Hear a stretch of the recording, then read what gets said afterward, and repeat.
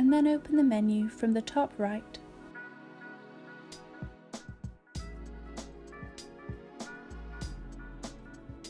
Now select Options.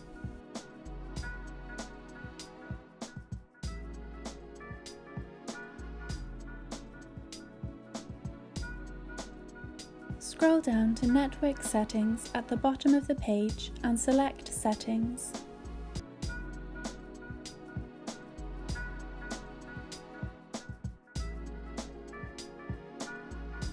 Click the Manual Proxy Configuration checkbox.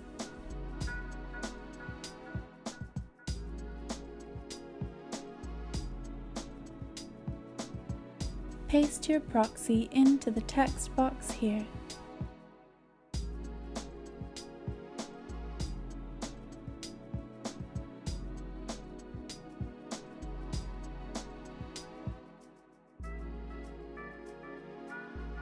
Make sure that this option called Also Use This Proxy for FTP and HTTPS is ticked.